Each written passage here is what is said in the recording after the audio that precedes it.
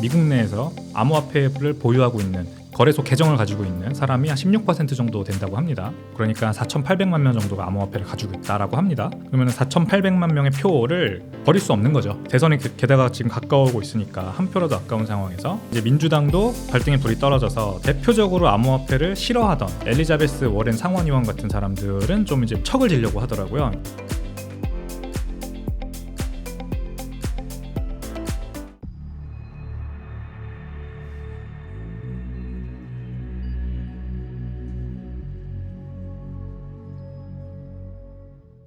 네, 안녕하세요. 저는 국내에서 스매시파이라는 그 암호화폐 투자 관련 플랫폼 운영하고 있는 백군종입니다. 5년째 사업하고 있고요.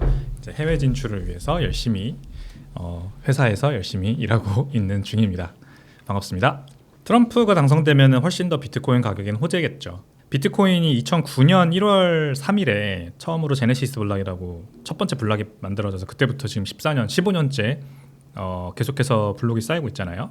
근데 공교롭게도 그 비트코인의 4년 주기, 반감기가 찾아오는 4년 주기가 미국 대선하고 똑같아요. 그래서 올해도 2024년인데 4월 달에 반감기 있었고 11월 달에 대선이 있잖아요. 2020년에 대선이 있었어요. 그리고 또 이때도 반감기 있었고 16년, 12년 이렇게 계속 대선과 반감기 주기가 겹칩니다.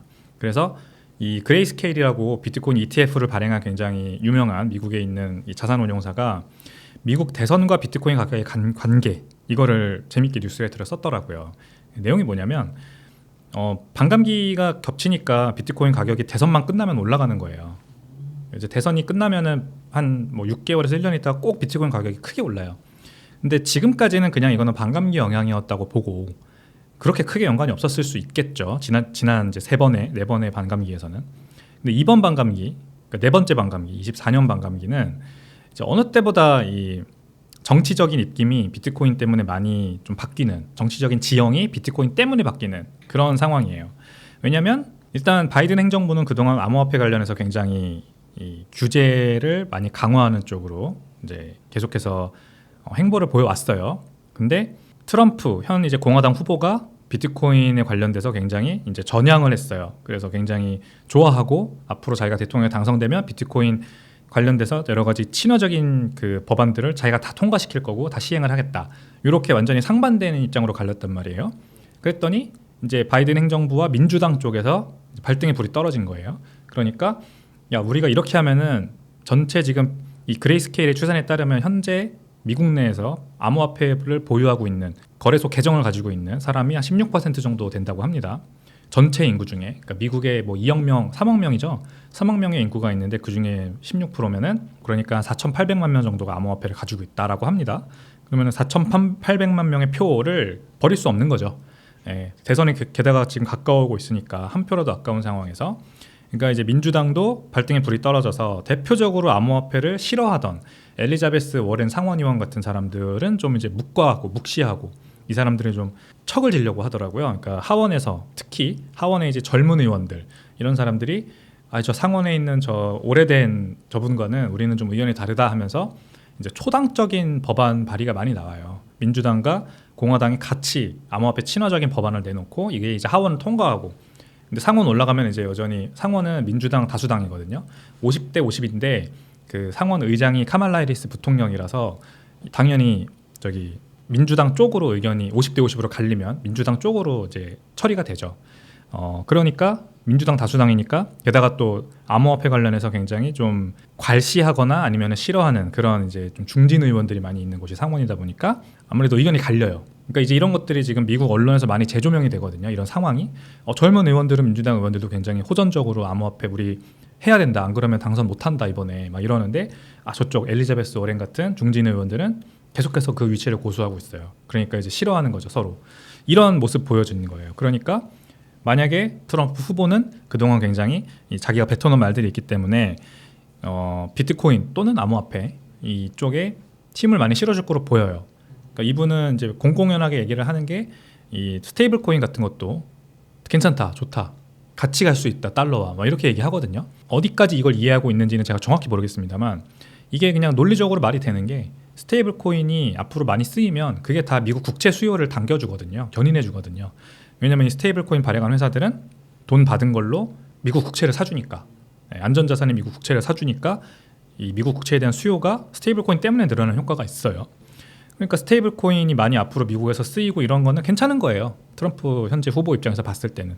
그러니까 이제 굉장히 호전적으로 이 미국 내에서 암호화폐를 앞으로 계속해서 이제 지원해줄 가능성이 크고, 그리고 이제 첨언을 하자면 스테이블 코인이 많이 쓰이는 곳은 여전히 가장 많이 수요가 견인되는 곳은 거래소입니다. 거래소에서 비트코인 가격이 오르면 거래량이 오르고, 그러면 스테이블 코인 거래량이 늘어나는 거거든요. 그러니까 뭐 일상생활 결제로 쓰이고 막 이런 거는 사실 아주 일부분, 작은 부분이고, 이런 것들은 앞으로 뭐 늘어날 가능성은 있지만 그런 거보다는 비트코인 가격이 오르면 돼요, 그냥.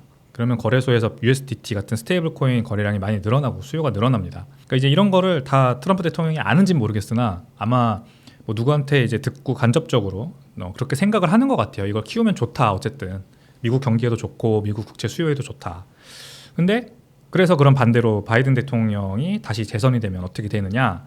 지금까지는 이제 안 좋았죠. 근데 지금 이제 그 트럼프 현재 후보와 경쟁을 하면서 비트코인 관련된 이 게임 이론, 정치적 게임 이론이 발전하는 걸 보니까 이분이 당선되더라도 이제 예전같이 막 억압하고 누르진 못할 것 같아요. 지금까지 계속해서 미국 하원과 상원의 어떤 이런 약간의 민주당 내에서의 대립 이런 게 커지고 막 이런 걸 보면 이제 재선이 되더라도 앞으로는 좀 더 비트코인의 우호적인 정책을 취해야 되겠다라고 생각할 가능성이 좀 크다고 보거든요. 이게 당 내에서 그런 입김이 굉장히 커지는 거죠. 다음 4년도 바이든 행정부가 다시 들어선다 하더라도 비트코인에 대한 우호적인 어떤 입장이 더 커질 거다, 이렇게 저는 생각을 합니다. 이 FIT 21은 이제 Financial Innovation and Technologies of 21st Century, 금융 혁신과 기술, 21세기를 위한 금융 혁신과 기술 법안입니다. 이 법안에 담긴 내용은 디지털 자산, 우리가 암호화폐라고 부르는 그 비트코인을 비롯한 암호화폐를 디지털 자산으로 규정하고, 이거를 일단 소비자 보호, 이걸 투자하는 사람들은 어떻게 보호되느냐, 그 법을 이제 제정을 한 거고, 그 다음에 이거를 그래서 서비스를 제공하는 사람들은 어떤 규제를 따라야 하느냐, 이거를 정의를 한 거고, 가장 중요한 거는 이 디지털 자산의 정의예요. 상품과 증권으로 나눕니다. 상품의 정의, 그리고 증권의 정의, 이렇게 나눠요. 우리가 암호화폐 업계에서 주장하는 암호화폐는 탈중앙화돼 있다라는 거고, SEC가 그동안에 봤던 견해는 아니다, 증권이다 라고 봤던 거거든요. 투자계약 증권이다라고 본 거죠.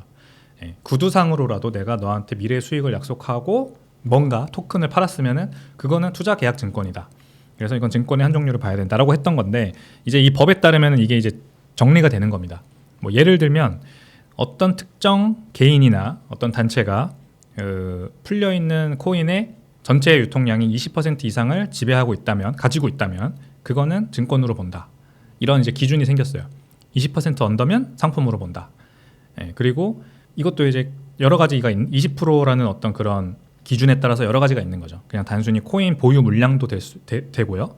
그 다음에 이 방향성, 영향력도 될 수 있거든요. 그러니까 노드라는 게 있잖아요. 암호화폐는 이 의사결정을 하는 주체가 결국 노드라는 이 서버를 돌리는 주체들인데, 이 노드가 충분히 탈중화되어 있느냐, 그러니까 전체 이 블록체인 암호화폐의 방향성, 의사결정을 함에 있어서 이 노드의 20% 이상이 결정을 내리는 게 이제 영향을 미치느냐, 결국 그렇게 되느냐, 이것도 이제 보는 거죠. 20% 이상이 그걸 독점하고 있다면 증권으로 본다, 아니면 상품으로 본다. 이제 이러면은 기준이 생겼으니까 이 안에 이제 들어가는 게 알트코인들이 다 증권이냐 상품이냐로 결정이 되는 겁니다. 딱 그냥 생각했을 때 비트코인은 당연히 상품이고요. 그래서 이제 CFTC라고 하는 상품 선물 거래위원회에서 규제를 이제 감독을 관할하게 되는 거고요. 증권으로 들어가면 SEC, Security Exchange Commission, 여기에서 관리 감독을 하게 됩니다. 근데 이더리움이 그래서 어떻게 될 거냐, 이게 이제 암호화폐 업계에서는 초미의 관심사죠. 이더리움 이쪽에서는, 진영 쪽에서는 이 법이 나오면은 분명히 상품으로 비트코인처럼 구별된다라고 하고 굉장히 FIT 21 법안을 반기고 있어요. 자신 있다 이거죠. 20%? 뭐 당연히 우리는 뭐 탈중앙화돼 있어 충분히라고 보고 이제 좋아하고 있는 거예요. 그러니까 이 FIT 21이 하원을 통과하니까 이 암호화폐 업계에서는 굉장히 반겼고, 빨리 상원에서도 처리해달라, 지금 이런 분위기가 만들어지고 있는 중인 겁니다. 결국 ETF 승인과 비슷하다고 봅니다. 이더리움 ETF 승인과. 단기적으로는 사람들이 비트코인과 암호화폐는 다 동일하다 생각하니까 당연히 도움이 될 거예요, 비트코인 가격에도.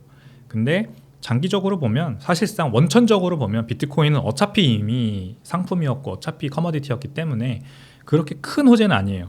근데 호재가 있죠. 왜냐하면 비트코인도 결국 이제 서비스를 제공하는 사람들 입장에서 규제 명확성이라는 게 있어야 더 적극적으로 투자를 하고 더 적극적으로 서비스를 만드는데, 그동안은 이제 예를 들어 채굴을 하면은 채굴 이거는 합법인가 불법인가 굉장히 그레이했거든요. 그리고 이제 결제 솔루션, 결제 서비스, 페이 서비스 이런 거 만들면 이거는 어떻게 세금 신고를 해야 되고 이런 것들도 굉장히 다 불명확했어요. 그러니까 이제 혁신적인 사업과 창업가들이 나오는 게 조금 이제 발목을 붙잡았던 거죠.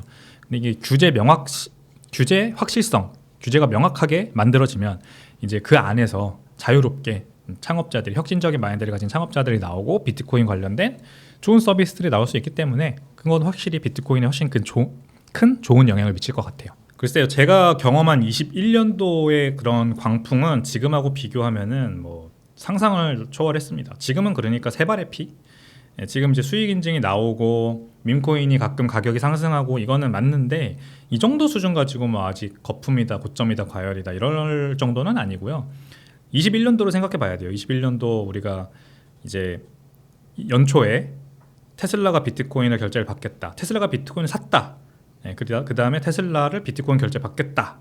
이런 뉴스 나오고 도지코인 뭐 계속해서 일론 머스크가 얘기하고 그러면서 이제 밈코인이 막 우후죽순 생겨났죠. 그 강아지 사진이나 뭐 아니면 그림 같은 걸로 도배한 그런 이제 밈코인들이 막 생겨나고 그런 것들의 시가총액이 수조 원까지 올라가고 거기에서 NFT라는 게 유행을 탔죠. 그래서 그 NFT 가격도 뭐 BAYC 같은 게 대표적이죠. 보드 에이프 여트 클럽이라고 하는 그 NFT 프로젝트가 원숭이 그림을 모티브로 한 거잖아요. 그 원숭이 그림 하나에 뭐 몇억 원 막 이렇게 계속해서 가격이 천정부지로 치솟고 디지털 희소성이다 뭐 해가지고 NFT가 막 우후죽순 생겨나고 그래서 크리스티 소더비 같은 그런 전통적인 미술 경매 회사들이 NFT를 발행한 작가들의 작품을 막 경매에 내놓고 그게 막 뉴스를 장식했죠. 그래서 뱅크시라고 해서 굉장히 유명한 화가가 NFT도 발행하고 또 현대미술 화가들이 또 이제 그 물결에 동참을 해서 NFT를 발행하고 막 이랬어요. 그러니까 NFT가 좋은 투자 수단이냐 하면서 막 이제 공중파 TV에서도 다루기 시작하고 제가 그 공중파 TV KBS 예능 프로그램에 섭외돼서 그 NFT 투자를 자녀들에게 시켜야 되느냐 말아야 되느냐를 가지고 토론을 했습니다. 제가 그 NFT 작가님이셨어요. 작가님이 이제 NFT는 좋다 쪽이고 제가 NFT는 안 된다 이거 사기다라고 하는 쪽으로 찬반 양론으로 갈라서서 데프콘 씨가 슈카월드님과 같이 나와서 MC를 보고 연예인들이 막 이제 패널로 나와 있고 이제 찬성 반대를 가지고 토론을 시켰어요. 그런 미친 제가 뭐라고 제가 어떻게 거기 섭외되는지 아직도 궁금한데, 그러니까 이게 너무 이해가 안 되는 거예요. 사람들이 봤을 때 NFT가 도대체 뭔데 이해도 안 되는데 막 가격이 막 미친 듯이 오르니까 이제 저 같은 사람들 부를 수밖에 없는 거죠. 설명 좀 해달라고. 이런 상황이 과열이고 거품이에요. 이런 상황이. 그리고 연예인들 지금은 뭐 연예인들 누가 발행했나요? 지금 뭐 모르겠어요. 저는 소식을 못 들었어요. 근데 있겠죠. 분명히 있겠죠. 그때는요. 이제 우리나라 연예인들이 막 그 NFT를 발행을 했습니다. 선미 씨, 선미야라는 NFT가 있었죠. 마동석 씨도 뭐 NFT 프로젝트에 관여가 하나 돼 있었고 이천수 씨도 NFT가 그러니까 본인이 발행한 건 없습니다. 이제 다 어떤 재단이나 아니면은 뭐 이런 사업가 분들이 그 연예인 분들이 IP를 가져와서 발행을 했더라고요. 우리나라에 그래서 유명했던 게 선미야 같은 프로젝트들이 있었어요. 해외는 뭐 말할 것도 없습니다. 해외는 뭐 그 FTX 거래소 망한 거래소죠. FTX 거래소 광고를 미식축구 전설의 미식축구 스타인 톰 브레이디 같은 사람이 이제 FTX 거래소 광고를 하고 홍보대사로, 그 다음에 스테픈 커리도 자신의 그 운동화를 NFT로 발행하고, 사이즈가 다르지 않습니까? 이제 연예인들의 사이즈가 달라요. 그런 게 이제 어떻게 보면 거품 과열의 아주 정점에 있는 모습들이에요. 그런 모습이 아주 오래 갔어요. 비트코인 가격이 언제 무너졌냐? 21년도 11월 달에 69,000달러 고점 찍고 그 다음부터 조금씩 내려왔거든요. 그 다음에 22년도 5월인가 6월 달에 테라루나 사태 터진 거고요. 그때도 근데 그렇게 많이 가격 안 빠졌어요. 그때도 아직도 호황이었어요. 그리고 그해 10월인가 10월 이때 FTX 파산한 거예요. 이때부터 본격적으로 가격 빠지기 시작한 거거든요. 그래서 23년 내내 윈터였잖아요. 그러니까 고점으로 우리가 지금 지나서 보면 21년 11월 $69,000 고점 이후로 계속해서 내려오긴 했는데 분위기는 테라 루나 사태 터질 때까지 완전 호황이었어요. 또 언제 그러면 1억까지 오르냐, 이거 사람들 다 얘기했지 이제부터 뭐 윈터다 이런 얘기 안 했단 말이에요. 테라 루나 사태 터지고, 테라 루나 사태가 왜 터졌나요? 이것도 다 거품 때문이잖아요. 그 유명한 사람들이 막 다 거기 투자하고, 제가 한국에 있는 투자자들 그 피해 보신 분들은 꽤 아는데 막 결혼 자금도 거기에다가 다 때려박고 뭐 전세 자금 대출 받아서 거기 다 때려박은 분들이 부지기수였어요.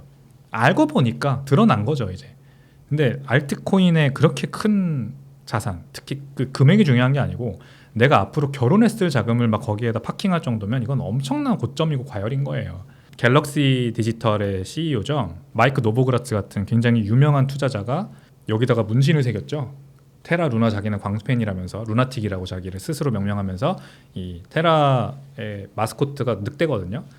루나의 마스코트가 늑대거든요. 루나가 달이잖아요. 그래서 달을 보고 우는 이 늑대의 형상, 여기다가 문신 새기고 그거 막 자기 트위터에 자랑하고 이랬단 말이에요. 뭐 말하자면 끝도 없어요. 근데 지금은 그런 뉴스는 저는 못 봤거든요. 아직 그냥 밈코인 좀 가격 올랐다, 뭐 연예인 한두 명이 그리고 NFT 발행하고 코인 발행하고 했나 보죠. 아직은 네, 멀었다 이렇게 생각을 합니다. 네, 이제 그 이복현 금감원장이 ETF 논의를 SEC가 하고 왔다고 해요.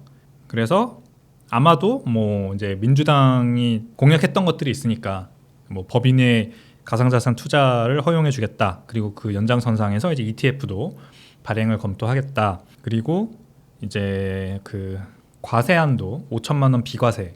약간 지금 국내 주식도 그렇게 하고 있잖아요. 5천만 원 수익까지는 비과세 하듯이 가상자산도 그렇게 하게 하겠다. 뭐 이런 것들이 다 시행이 돼야 되기 때문에 SEC를 만나고 온 거죠. 어떻게 하면 ETF를 낼 수가 있느냐. 그래서 깜깜이 규제, 그동안 그림자 규제에 막혀 있었던 여러 가지 가상자산 투자가 막혀 있었던 부분들이 이제 조금씩 다 풀릴 거라고 저는 봐요. 예, 그래서 국내에서는 확실히 이 정치권이나 아니면은 이 금융 당국에서 좋게 보고 있고, 기존 지난 뭐 한 박상기의 난 2017년이었나요? 예, 국내에 있는 거래소들 다 문 닫아버리겠다고 으름장 났던 박상기의 난과 비교하면 지금의 이 인식 자체는 굉장히 많이 호전됐다고 볼 수 있어요. 그런데 이 이창용 한국은행 총재님이 자산이라고 얘기를 했다. 비트코인이 이제 자산의 암호화폐가, 가상자산이 뭐 자산의 위치는 획득한 것 같다라고 한 걸 보면 역시 뭐 아직까지 그 인식이 그냥 이것도 투자할 수 있는 어떤 수단에 지나지 않는다라고 보는 거에 국한돼 있다고 생각해요. 근데 저 같은 이제 사업가들은 이거를 돈이 될 수 있다고 보거든요. 현상 자체를 그렇게 보는 거죠. 돈이 될 수 있다는 말은 뭐냐면 일단 가치 저장 수단이 되죠. 그래서 여기에 많이 사람들이 저축을 하기 시작합니다. 내 자산을 여기에 많이 담는 거죠. 그러다 보면 그 모수가 충분히 늘어나면 이제 이거 자체로 물물 교환을 하는 사람들이 생겨나겠죠. 왜냐하면 어차피 다 돈 벌어서 비트코인 사는 사람이에요.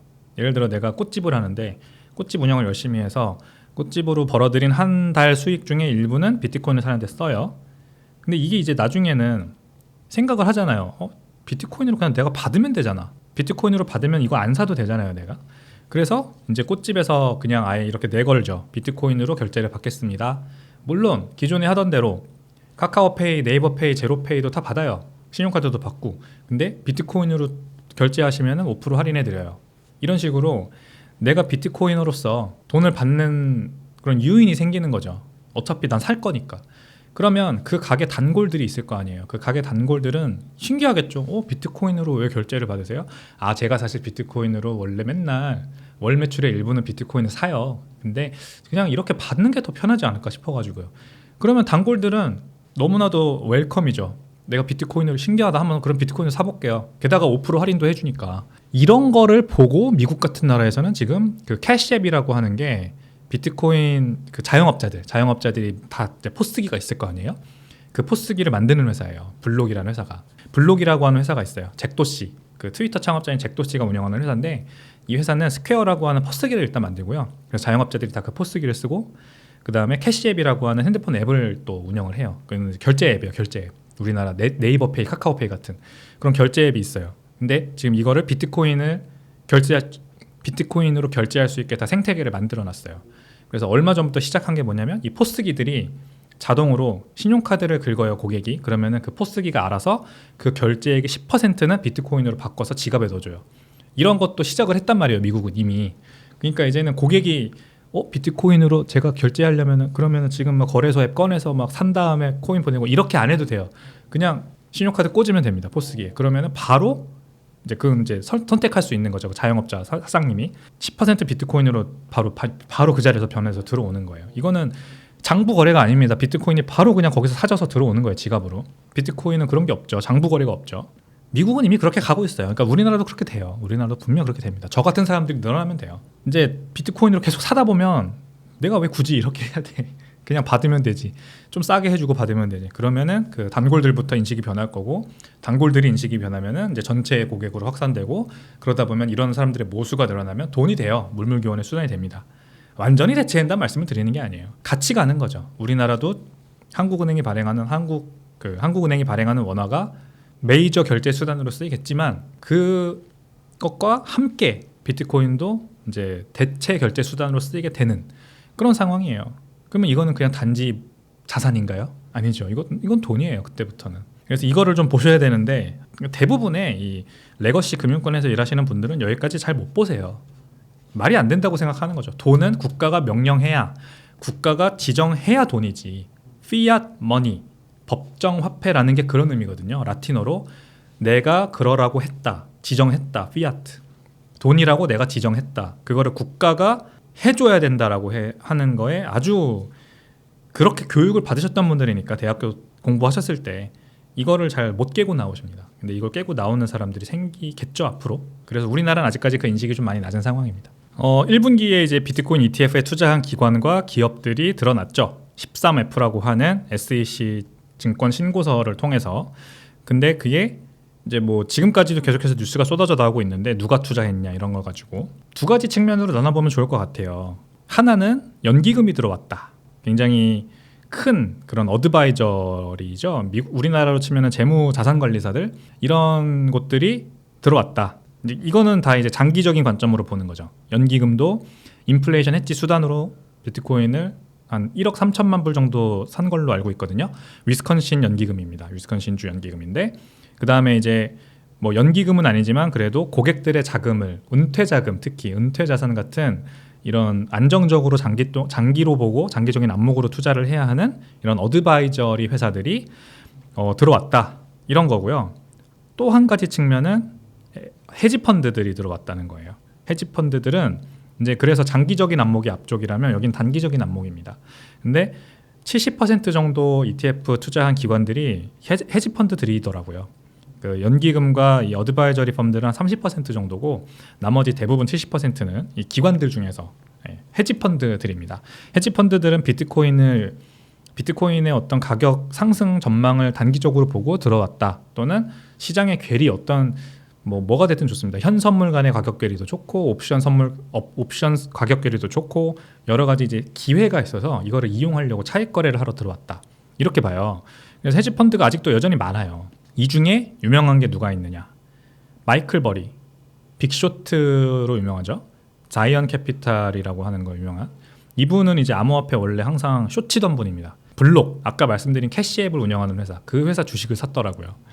그리고 조지 소로스, 90년대에 이제 영란은행을 무너뜨리고 동남아로 외환위기를 번지게 한 다음에 그 동남아 이제 금융시장이 박살나니까 우리나라까지 단기 대출을 많이 해줬던 우리나라 증권사들까지 다 문 닫게 만들어서 결국 외환위기를 이끌었던 우리나라의 97년도 외환위기의 원인이 됐던 그 사태를 만들었던 사람입니다. 조지 소로스. 이 사람은 이제 마이크로 스트래티지라고 또 비트코인 많이 사는 기업이죠. 이 회사에 또 투자를 했더라고요. 그러니까 ETF뿐만이 아니라 헤지펀드들과 그리고 이런 이제 단기적인 안목으로 투자를 굉장히 열심히 하시는 이런 투자자들, 투자의 구루들 이런 분들이 비트코인에 어떻게든 발을 담궜어요. 간접적인 방법으로. 이게 무슨 말이냐?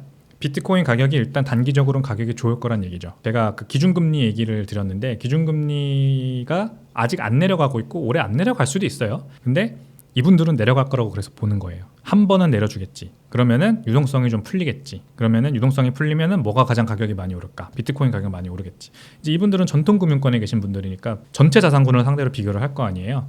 그래서 비트코인의 가격 상승 전망을 좀 높게 보고 있는 거죠. 그리고 연기금이 들어왔고 이제 어드바이저리 펌이 들어왔다는 거는 진짜 ETF를 장기적인 투자 안목으로 활용하는 거고요.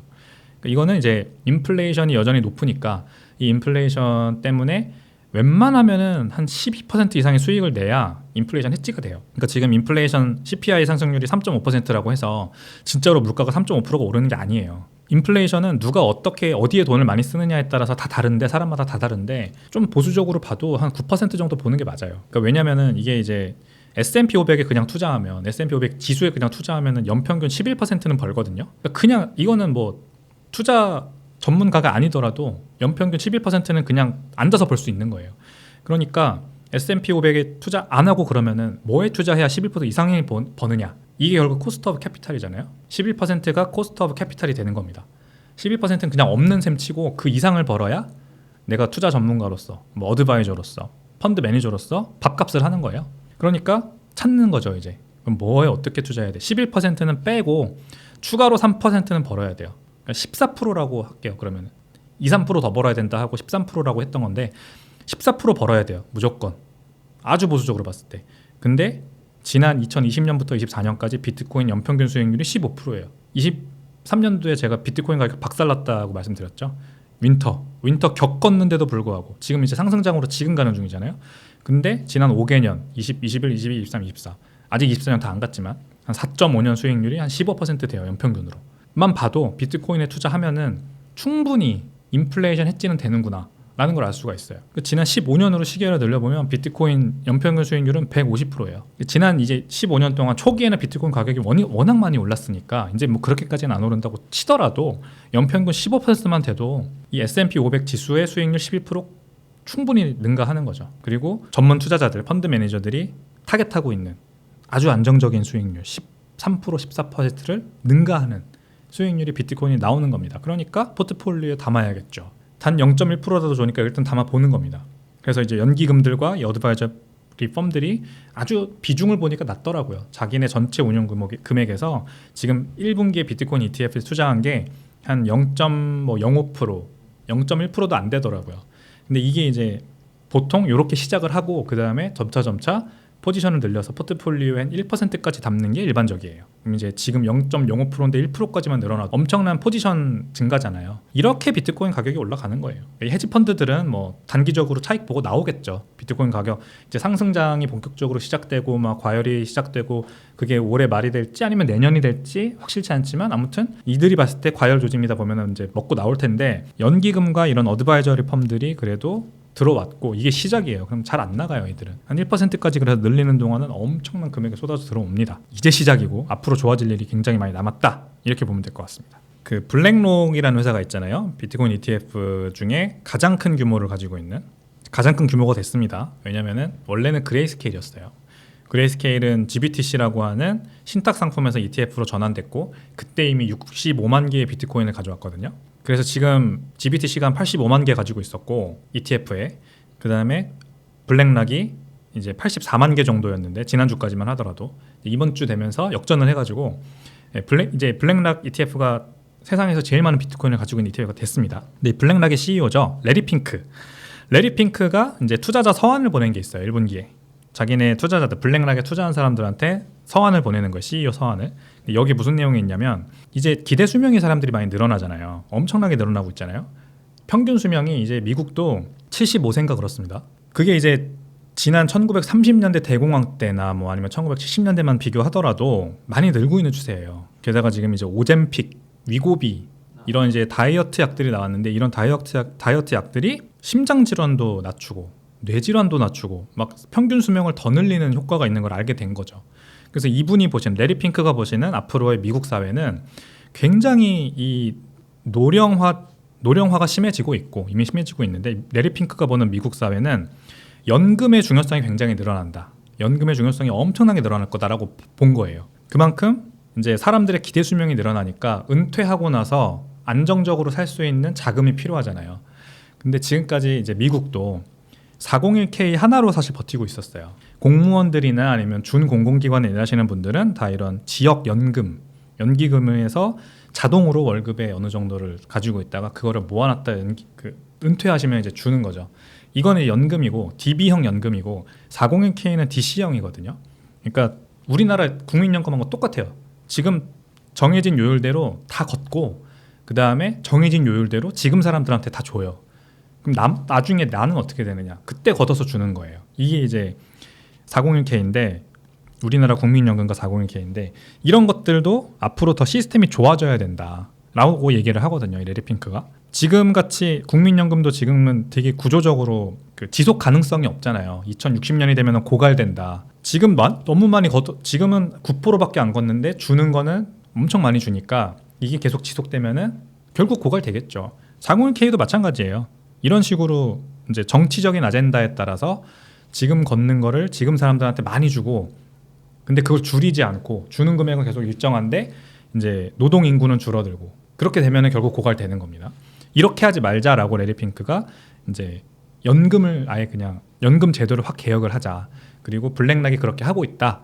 블랙락이 이 연금 상품들을 엄청 많이 내놓거든요. 그래서 자발적으로 직장을 많이 옮기잖아요. 사람들이 직장을 옮기면 이 직장을 옮길 때마다 자동으로 시스템이 이 사람의 그 바뀐 직장에서도 월급의 일부 정도는 차감해서 이 연금 계좌에 모아주는 거죠. 자기가 직접 401k에 가입을 해서 붓는 게 아니고 자동적으로 이 모아주다가 이거를 은퇴하면은 이제 월 얼마씩 나눠주는 시스템.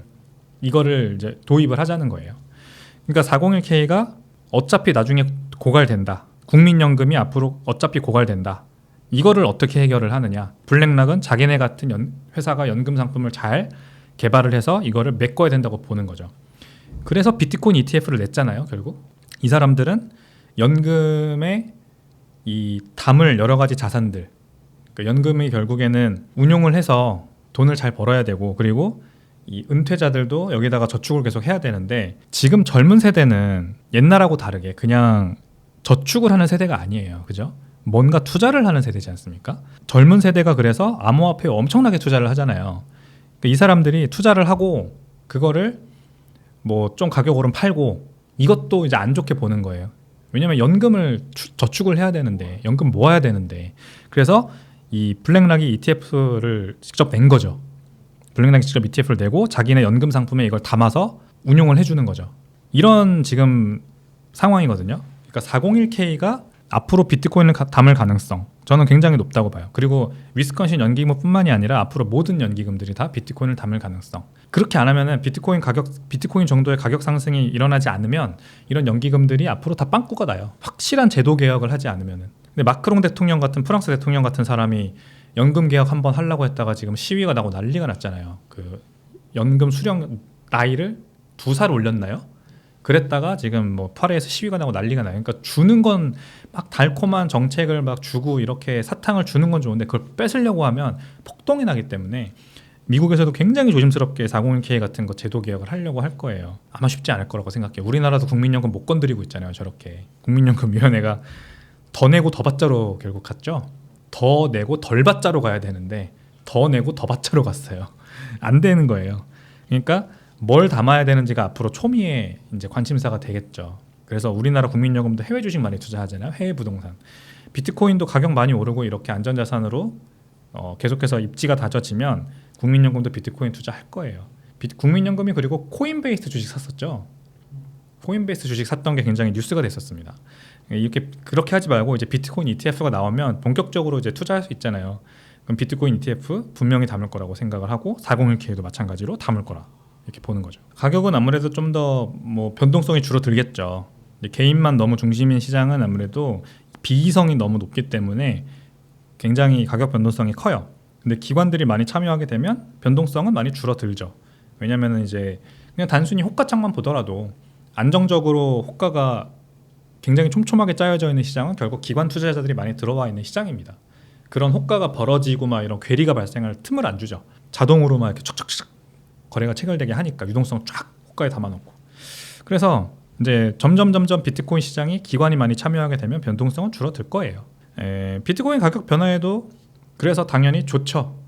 그래서 결국 기관이 참여해서 그렇게 유동성을 많이 퍼부어주면 가격도 안정적으로 상승할 수 있게 되는 겁니다. 지금은 비트코인 가격이 계속해서 로그로 안 보면 2017년에 크게 올랐다가 떨어지고 그 다음에 2021년 또 크게 올랐다가 쌍봉이었죠 그때는. 그리고 떨어지고 그럼 지금 다시 이제 올라와서 이렇게 올라가고 있어서 어떤 패턴이 안 보이거든요. 근데 이제 기관들이 많이 들어와서 유동성이 풍부해지면 이제 어느 정도 그런 큰 출렁임보다는 이제 안정적으로 올라가게 되는 겁니다. 그래서 이러면은 이제 지금까지는 비트코인이 너무 위험하다, 변동성이 크기 때문에 약간 뭐 밈스탁처럼 받아들여진 거예요. 그러니까 주식시장 규모는 47조 달러, 비트코인 시가총액은 1조 달러, 1.3조 달러인데 이렇게 큰 차이가 나는 이유가 결국 비트코인이 그동안 개인이 주도했던 이유거든요. 개인이 주도했고 가격 변동성이 너무 크니까 이제 진짜 큰 유동성을 가지고 있는 기관 투자자들이나 아니면은 뭐 고래들이나 부자들은 잘 못 들어오죠. 굉장히 위험해 보이거든요. 근데 기관이 많이 참여하게 되면 이런 1.3조가 이제 더 훨씬 더 커질, 유동성이 많이 들어오니까 훨씬 커지게 되고, 그러면 가격이 안정적으로 좀 유지가 되고 변동성이 줄어들고, 그러면은 이제 비트코인이 본격적으로 이거 금융자산이다 이렇게 인식받으면서 주식시장과 어느 정도 비슷해질 수 있는 거죠. 47조 달러가 1.3조 달러를 넘어와서 뭐 20대 20 이렇게 맞춰질 수도 있고, 아니면은 47 주식시장 47조 달러만 넘어오는 게 아니라 부동산도 실수요가 아니라 그냥 투기 수요로 들어가 있는 자금이 있잖아요. 거기서도 이제 들어오게 되고, 그러면은 비트코인 파이 자체가 어떤 다른 금융자산들과 다 어깨를 나란히 하는 그런 일단 인식의 변화, 상황의 변화, 시체인지, 상전 벽해. 그러니까 비트코인이 그냥 투기꾼들이 놀고 가는 뭐 4년 주기 사이클이 있지만 사이클이 항상 탑을 찍고 급격하게 내려오고 탑을 찍고 급격하게 내려오고, 이렇게 약간 뭐 장기 투자자들은 계속해서 돈을 벌지만 단기 투자자들은 들어왔다 터지고 나가고, 단기 투자자들은 들어왔다 터지고 나가고, 이런 게 아니라 시체인지 진짜 주식시장처럼 뭐 인덱스 나스닥 S&P 500 지수 우리 개인들도 막 그냥 장기로 보고 막 투자하잖아요. 그렇다고 뭐 터지고 나오는 사람은 없죠. 장기로 투자하면 오히려 유리하죠. 장기로 못하니까 문제지. 근데 장기로 투자하면 이제 무조건 뭐 연 11%는 번다, 무조건 연 12%는 번다, 이런 믿음이 있는 자산, 이런 게 되는 겁니다. 비트코인도. 잘못했다가 뭐 터지고 나오고 막 이런 건 이제 좀 줄어들게 되겠죠. 일단 고래들이 지금 많이 축적을 하고 있는 건 맞습니다. 지난 한 4, 5개월 동안은 올해 초부터 시작해서는 고래들의 물량이 줄고 있었거든요.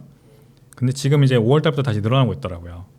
이게 뭘 뜻하는 거냐? 이제 상승장 초입이라고 사실 봐요. 1000개 이상 비트코인을 가지고 있는 고래 지갑이 비트코인을 본격적으로 매수하더라고요. 그거가 이제 상승장 초입에서 보통 많이 일어나는 현상이긴 합니다. 근데 이게 이제 계속 이어지는 게 중요한데, 아직은 이제 시작이라서 단언하기는 이르지만 분명히 뭐 하나 시그널은 나왔다는 거고, 그 다음에 MVRB 지표라고 뭐 굉장히 유명한 온체인 지표죠. 이 MVRB 지표가 3.5를 터치하면은 그때부터는 이제 슬슬 상승장으로 가거든요. 1.5에서 3.5에서 이렇게 계속해서 왔다 갔다 하다가 3.5를 딱 찍으면 그때부터는 막 올라가요. 근데 지금 3.5, 3.25였더라고요. 얼마 전에 이제 그 온체인 지표를 분석한 글래스노드의 보고서를 봤는데, 지난주 거 거기에서 보니까 이제 3.25 정도까지 올라와 있습니다. 이게 무슨 말이냐? 시가총액, 비트코인의 현재 가격 기준 시가총액이 이 리얼라이즈드 밸류죠. 비트코인의 UTXO가 마지막으로 움직인 시점의 가격, 그 가격 대비해서 3.5배 높아져 있다는 걸 의미를 하는 거예요. 그러니까 지금 비트코인이 한 번 움직였을 때 가격이 있을 거 아니에요. 그 가격 대비해서 이게 안 움직여요. 그러면 그때부터 계속해서 가격은 변하잖아요. 지금은 이제 그래서 3.5배가 오른 상황이에요. 근데도 이 사람들이 안 팔잖아요. 이거는 이유가 있는 거예요. 이게 계속 이렇게까지 안 올라오고 막 1에서 1.5 왔다 갔다 할 때는 조금 오르면 이 사람들이 팔고, 조금 오르면 이 사람들이 팔고, 이러니까 이 MVRB 비율이 안 올라오는 거죠. 근데 대부분의 평균 이상의 이 비트코인을 가지고 있는 사람들이 요때 사놓고 안 팔고 계속 기다리고 있다가 이게 나이를 먹으면서 계속해서 기대 수익이 3.5배까지 올라가 있다. 그런 얘기는 이 사람들이 장기 투자자라는 얘기잖아요. 그럼 장기 투자자들이 앞으로 기대 상승률이 훨씬 더 크니까 들어와서 계속해서 기다리고 있는 거죠. 그래서 지난 3번의 반감기를 보면 MVRB 지표가 11, 막 12 이렇게까지 올라가면 거기가 이제 보통 프라이스 고점입니다. 근데 지금 3.5니까 앞으로 그러면은 뭐 3배, 4배도 더 갈 수 있는 거잖아요. 이제 그러면 이거 봐야죠. MVRB 3.5 찍고 다시 내려가느냐? 그러면 좀 더 오래 걸릴 거고. 근데 3.5를 찍었으니까 앞으로 계속 이렇게 유지되느냐? 그러면은 지난 3번의 반감기처럼 한 1년 이렇게 걸린다고 봐야죠. 그때도 그랬거든요. 반감기 지나고 좀 한 6개월 정도 이렇게 횡보하다가 그때부터 MVRB 지표가 3.5 찍고 쭉 올라가기 시작했는데, 이번에도 계속 그러면 앞으로 이제 반감기 4월 달이었으니까 한 앞으로 한 지금 4개월, 5개월 보고 그때도 계속 MVRB 지표가 3.5로 유지된다. 3.5 왔다 갔다 한다 그러면은 이러면은 이제 상승장 본격적으로 오겠구나. 한 1년 동안 이렇게 한번 예상해 볼 수는 있다는 거죠. 근데 반드시 과거에 어떤 일이 발생했는지가 미래를 보장하진 않는다.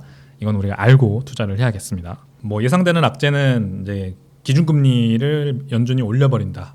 또는 아주 크게 경기 침체가 온다. 이러면은 뭐 비트코인도 버티지 못하고 한번 박살이 날 겁니다. 그리고 또 하나는 비트코인 가격이 지난 반감기에서는 한 번씩 이제 크게 떨어지는 날들이 있었어요. 30% 이상.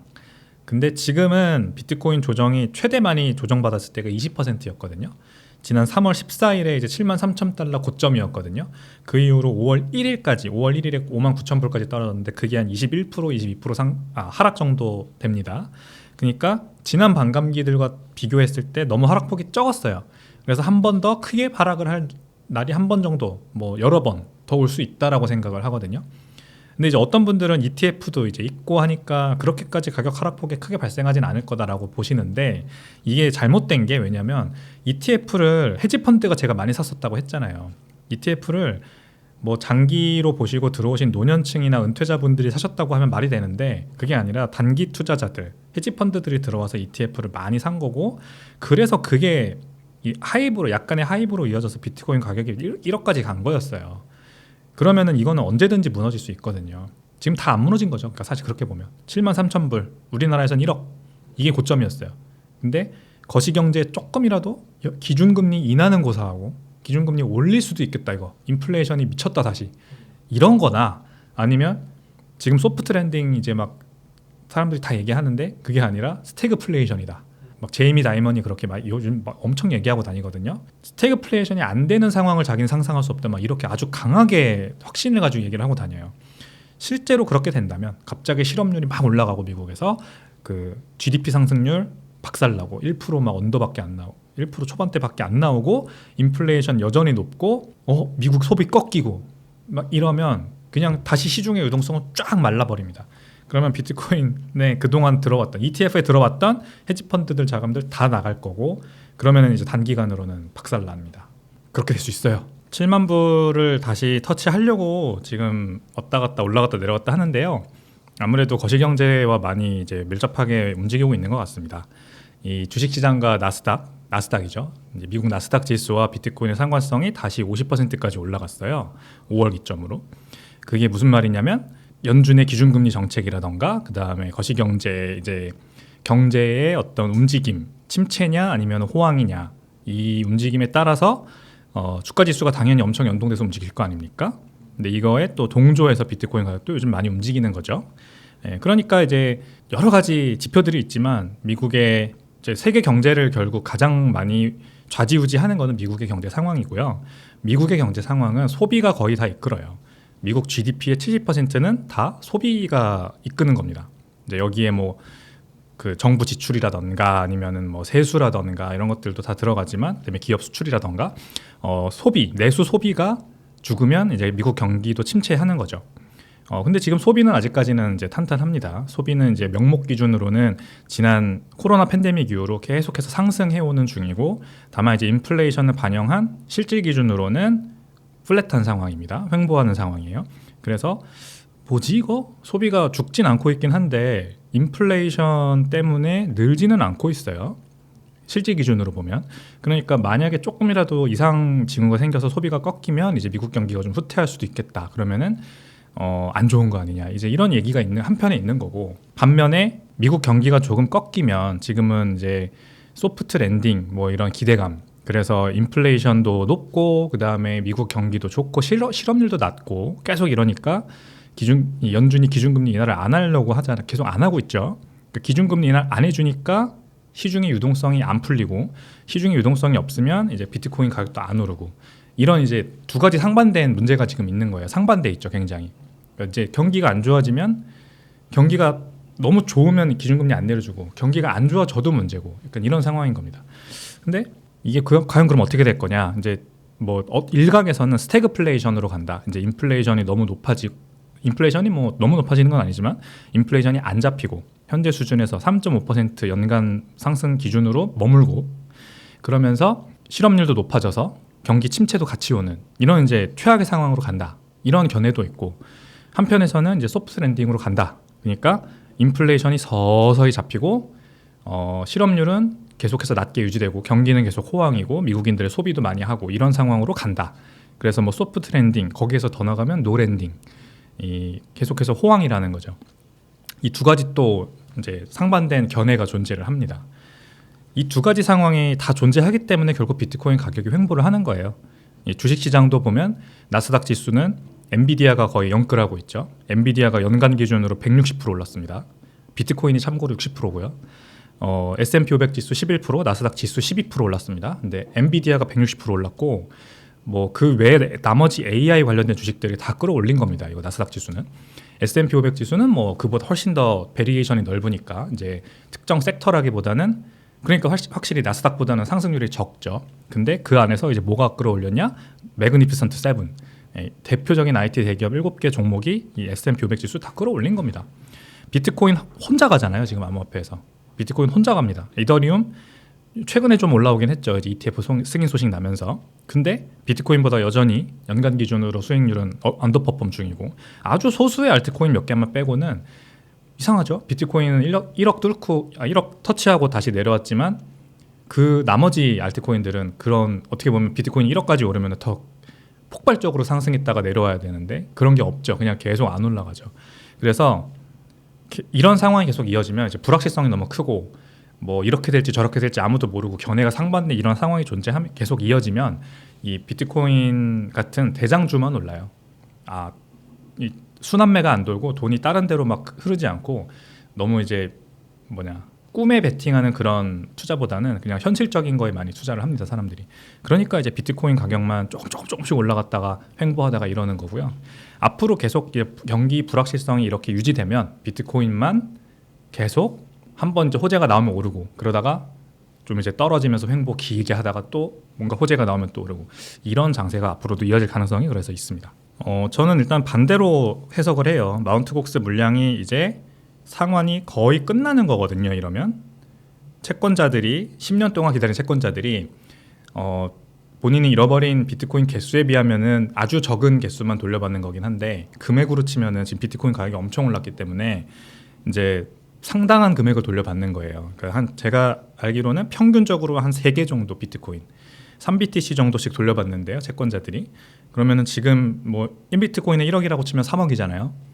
아마 근데 그때 당시에 이제 마운트곡스에 투자했을 때 당시에는 비트코인을 거기서 샀을 때 당시에는 개수 기준으로는 훨씬 더 많았겠지만 제가 봤을 때는 한 15% 정도밖에 못 돌려받는 거라고 하더라고요. 그러니까 비트코인 개수 기준으로는 훨씬 더 많은 비트코인을 그때 샀었겠지만 그때 비트코인 가격이 워낙 낮았으니까 3억씩 투자한 건 아니에요. 그러니까 지금 이제 현재 달러 기준으로 보면 훨씬 많은 돈을 돌려받는 거죠.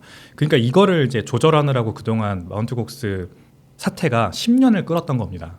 이걸 어떻게 채권단과 저기 파산 관제인 마운트곡스 측 파생 관제인이 협의를 보느냐 이게 굉장히 오래 걸린 거죠. 근데 아무튼 제가 해석하는 가장 첫 번째는 가장 중요한 점은 이제 마운트곡스 사태가 어느 정도 정리가 된다는 겁니다. 그래서 뭐 14만 개인가요? 지금 마운트곡스 그 지갑에서 이제 채권자 변제를 위해서 뭐 제2의 지갑으로 옮겨진 비트코인 개수가 14만 개 정도 되는 걸로 제가 기억이 나는데 정확하지 않습니다. 14만 개라면 이게 이제 한 번에 풀리면은 비트코인 가격이 떨어진다. 이거는 굉장히 단기적인 시각인 거고 이게 빨리 해결돼야 이제 비트코인 가격이 더 이상 이 마운트곡스라는 오래된 압제 없이 오르는 거겠죠. 근데 지금 이제 그 기존 지갑에 한 3만 개 정도 남겨 있고 14만 개가 이제 옮겨서 채권자 그 변제에 쓰일 거란 말이에요. 그러면은 거의 다 해결된 거예요. 이제 어느 정도는 마운트곡스 문제는 마운트곡스 사태는 10년을 질질 끌어오던 이 사태는 끝났다. 이렇게 보는 게 사실 맞는 거죠. 그러면은 알다시피 이제 알려진 악재는 더 이상 악재가 아니잖아요. 그러니까 이 마운트곡스는 더 이상 비트코인의 악재가 아니게 될 수 있으니까 단기적으로 뭐 시장에 충격이 있을 수는 있겠지만 이거는 장기적으로 보면 오히려 굉장한 호재라고 봐야 되는 겁니다. 그 두 번째로는 비트코인 그 마운트곡스로부터 채권자들한테 이 채권을 프리미엄을 주고 이 채권을 산 헤지펀드들과 이제 특수목적 법인들이 그동안 많았어요. 그러니까 채권자 입장에서 보면 내가 지금 당장 현금화를 할 수 있는 길이 있었던 거죠. 그래서 내가 뭐 예를 들어 10비트코인을 받아야 되는데 10비트코인 말고 한 6에서 7비트코인만 받고 지금 당장 이 C라던가 아니면 헤지 펀드들한테 채권을 판 겁니다. 그래서 이 기관 투자자들은 이제 그 채권을 가지고 있다가 마운트 고스 문제 해결될 때 받고 수익을 보려고 한 거겠죠. 그러니까 기관 투자자들은 아무래도 개인 투자자들보다는 이 유통 물량을 자기들이 받은 비트코인을 채권 변제를 받은 그 비트코인을 바로 시장에 던지기보다는 좀 더 전략적으로 매도할 가능성이 크죠. 안 그러면 자기네가 자기 뭐 발에다가 총 쏘는 격이잖아요. 시장가에 영향을 미치지 않는 방법으로 뭐 OTC에서 처리를 한다던가 아니면은 장기간에 걸쳐서 나눠서 매도를 한다던가 이런 전략을 취할 거예요. 해지를 잡는다던가 선물 시장에서 이제 이런 거가 결국에는 비트코인 가격에 그래서 또 크게 영향을 미치지 않을 단기적으로도 가능성이 있다고 봅니다. 올해 금리 인하 없을 수 있어요. 심지어 인상할 수도 있습니다. 아직 몰라요. 그러니까 인플레이션 지표가 어떻게 나오냐에 따라서 그리고 뭐 GDP 성장률이 어떻게 나오냐에 따라서 이 연준의 셈법이 굉장히 복잡해질 거기 때문에 금리 인하가 없다면 비트코인 가격은 지지부진하겠죠. 비트코인은 여전히 나스닥과 동조하고 있고 그 말은 시중의 유동성이 풀리면 가격이 올린다는 말이에요.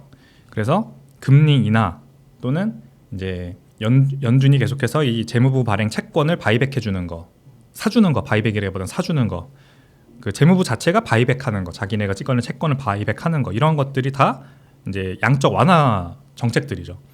양적 완화 정책 플러스 지금 재정 정책, 그러니까 바이든 행정부에서 계속해서 인프라스트럭처 빌 같은 이런 굉장히 건설 경기를 끌어올릴 수 있는 그런 정책들을 많이 내놓고 그런 정책들을 이행하기 위해서는 돈이 필요하니까 국채를 많이 찍고 그 국채를 이제 그동안은 연준이 양적 축소라고 해가지고 잘 사주지 않았어요.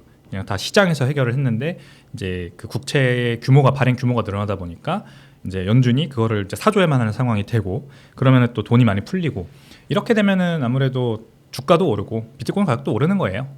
근데 여기서 가장 중요한 게 그래서 이제 직관적으로 양적 완화 기조로 완전히 터닝했구나라고 볼 수 있는 게 이제 기준금리이긴 한데 이게 없다면 아직 연준이 돈을 풀 마음이 없구나. 재무부는 뭐 재정 정책으로 돈을 뭐 많이 풀고 국채를 많이 찍어내고 할 수 있겠지만 이게 약간 그 완전히 2020년처럼 완전히 그냥 그 폭발적인 어떤 유동성의 시장의 진입으로 볼 수는 없겠다라는 이제 인식으로 좀 비관적으로 비춰지죠. 그러니까 이제 비트코인 가격이 조금 지지부진하게 또 횡보할 수 있고 그런 겁니다. 그러니까 올해 중에 비트코인 가격이 또 막 오를 가능성은 그러면 많이 낮아지는 거기는 해요. 하지만 장기적으로 본다면 뭐 내년, 내후년까지 본다면 이제 금리 인하가 없다고 하더라도 비트코인 가격에는 또 좋아요. 왜냐면은 그만큼 불확실성이 크다는 거예요. 경기의 불확실성이 커지면 이 연준이 어쩌지도 이러지도 저러지도 못하는 상황이 이어진다는 거고 기준금리 인하도 못하고 인상도 못하고 그러면은 안전자산이 주목받아요. 계속해서 재무부가 발행한 국채라던가 아니면은 뭐 심지어 달러 이런 게 원래 궁극의 안전자산인데 이런 것들에 대한 이제 불확실성이 커지는 거거든요. 결국 연준이 아무것도 못한다는 거는. 그래서 불확실성이 커질 때는 금 그리고 비트코인도 이제 그럴 때가 되면 내러티브가 바뀔 수 있어요. 야 이거 뭐가 그러면 도대체 안전할까? 금리 인하를 못 하고 있다 연준이 계속 그리고 인상도 못 하고 있다. 근데 인플레이션은 계속 이렇게 있고 이거 좀 이상하다라고 이제 시장이 판단하기 시작하면은 비트코인도 금처럼 이게 차라리 안전하다라고 하면서 오히려 그때부터는 수요가 늘어날 수 있다는 거죠. ETF가 분명히 중요한 역할을 하긴 합니다. 이제 미국에 있는 ETF가 얼마나 많이 인플로우를 유입을 끌어오냐에 따라서 비트코인 가격이 좋게 움직이는데 이 호주 ETF 같은 경우에는 시장 규모도 작고 그 자체만으로도 큰 호재가 되진 않아요. 다만 이제 하나의 빌드업이죠. ETF가 미국에 승인됐고 그다음에 홍콩에서 승인됐고 이제 호주에서 승인됐고 그다음에 그 중간에 영국에서 이제 ETN이라고 하는 게 승인돼서 이제 거래가 되기 시작했고요. 런던 익스체인지에서 이제 이거는 어떻게 보면 게임 이론과 비슷한 거죠. 결국 미국 시장이 이렇게 독보적으로 비트코인을 빨아들이고 있는데 미국의 ETF 시장이 지금 이제 순 유입 기준으로 130억 달러를 어제 돌파했거든요.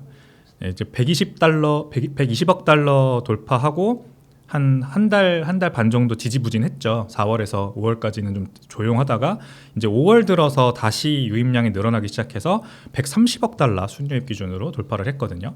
130억 달러면 엄청난 금액이에요. 1월 달에 출시한 ETF가 신생 ETF가 불과 5개월 만에 130억 달러를 유입시켰다. 이거는 뭐 전무후무한 기록이기 때문에 이제 다른 그 주식 시장들도 눈여겨볼 수밖에 없는 거죠. 안 할 수가 없는 거죠.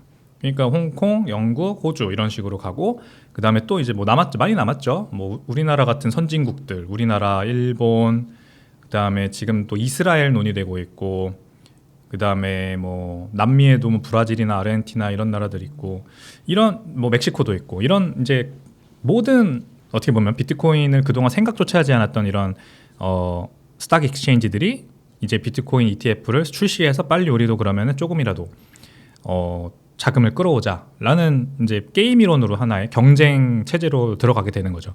그러면 이게 다 비트코인 수요 견인의 어떻게 보면 단초가 되는 거죠. 당장 미국이 출시했을 때처럼 큰 임팩트가 하나하나가 되진 않겠지만 누적되는 거죠. 쌓이고 쌓이고 쌓이다 보면 이제 이렇게 많은 시장에 비트코인 열려 있고 그러면은 뭐가 여기로 들어올지 모르잖아요. 뭐 예를 들어서 이제 유럽에 있는 대형 은행들이나 펜션 펀드 같은 것들, 뭐 우리나라 국민연금 같은 연기금들, 그 다음에 뭐 은퇴자들, 노령 은퇴자들 이런 분들 뭐 중국에도 많고 일본에도 많고 유럽에도 많습니다. 그러니까 미국에 있는 ETF 뭐 이분들도 투자할 수 있겠지만 아무래도 자기 나라에 그 실제로 거래가 되기 시작하면은 이제 현지 브로커리지들을 이용해서 훨씬 더 편하게 투자할 수 있을 거고 결국 인식이 더 빨리 변화할 수 있다는 거죠. 그러니까 이거는 아주 장기적인 호재로 봐야 됩니다. 그 호주에 출시된 게 그냥 단발적인 이슈로 끝나는 게 아니라 장기적으로 비트코인의 수요를 끌 수 있는 큰 단초로 제공한 그런 사건으로 봐야 되는 거죠. 이더리움 ETF 자체는 이제 훨씬 좋은 영향을 미치죠.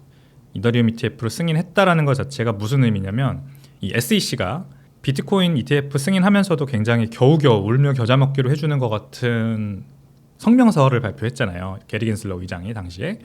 근데 그러면서 이제 암호화폐 업계에 대한 어떤 뭐 여러 가지 규제, 그러니까 억압하는 규제들을 SEC가 많이 펼쳤죠. 그러니까 이게 되게 좀 이중적이죠. 저 같은 사람이 볼 때는 굉장히 이제 이중적인 감정이 드는 게 비트코인은 ETF도 승인해주고 딱히 이렇게 SEC가 자기네 관할 아니라고 그냥 이렇게 신경 안 쓰는 모습 보이면서 나머지 암호화폐들만 증권성을 가지고 때려주니까 비트코인 맥시인 제 입장에서는 옳게 흘러간다 방향성이 그렇게 보는 거죠 당연히. 그러니까 비트코인이 진짜로 상품이고 뭐 커머디티고 증권은 절대 아니고 그러니까 SEC는 이제 제대로 봤구나 게리 겐슬러 의장이 이렇게 생각하고 뭐 일부 응원하게 되기도 하고 그렇습니다. 근데 이제 결국 지금 내러티브는 비트코인이 암호화폐잖아요. 대중이 봤을 때는.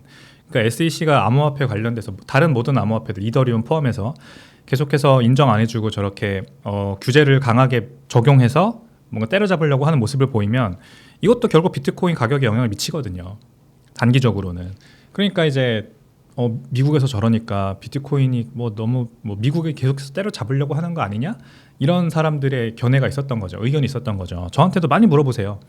아니 비트코인 저렇게 미국이 싫어하는데 SEC가 저렇게 잡으려고 하는데 왜냐하면 이제 그분들은 비트코인과 암호화폐의 차이를 모르시니까 똑같은 거라고 생각을 하시는 분들이 아직은 훨씬 더 많죠. 그래서 이제 이 인식이 변하려면 아직 한참 남았겠구나. 바뀌려면 비트코인과 나머지 알트코인들은 다르다. 이 인식이 확실하게 자리매김하려면 아직 멀었다라고 생각을 하게 되는데 이제 단기적으로 그래서 봤을 때 SEC가 이더리움 ETF도 승인하고 이더리움 승인했으니까 이제 뭐 솔라나도 승인할 수 있고 이런 기대감이 번지면 이제 그냥 비트코인과 알트코인의 차이는 다 상관없고 그냥 암호화폐 자체가 이제 인정받는다. 미국 행정부 뭐 그다음에 저 입법부 그다음에 SEC라는 어떤 금융 관할 당국까지 암호화폐를 이제 인정하려고 하는구나 이번 사이클에는. 그러면서 뭐 훈풍이 불고 그럼 비트코인 가격도 올라가고 이런 효과는 있는 것 같아요. 근데 이제 저는 앞서 말씀드렸듯이 이더리움 ETF 자체가 비트코인과는 장기적으로 봤을 때 비트코인 저는 결국 이더리움도 알트코인이고 비트코인의 가치 상승의 어떤 메커니즘, 가치 상승의 원천과는 다르다는 거거든요. 이제 알트코인들은 주식이랑 비슷한 것 같아요. 페니스탁, 이더리움 정도면은 페니스탁은 아니죠. 동전주라고 합니다. 페니스탁. 그 동전주 정도는 아니고 대부분의 알트코인들이 약간 동전주 같은 느낌들이고 이더리움은 이제 뭐 혁신 블루칩 주식이라고 할 수 있을 것 같아요. 그래서 가격 상승 메커니즘이 아예 달라요. 그래서 이들은 이제 이대로 가치가 매겨져서 오를 건데 비트코인은 이제 그게 아니거든요. 아예 원자재 커머디티거든요. 그러니까 이거를 구분을 하는 상황에서 우리가 투자를 해야 돼요. 그러니까 이더리움 ETF 출시가 결국 장기적으로 보면 비트코인 가치 상승과는 그렇게 연관이 없다. 이렇게 저는 해석을 하는 거죠. 올해 연말은 그래도 지금보다는 가격이 높아질 것 같습니다. 왜냐하면 유동성이 좀 풀리고 있는 모습이 보이거든요.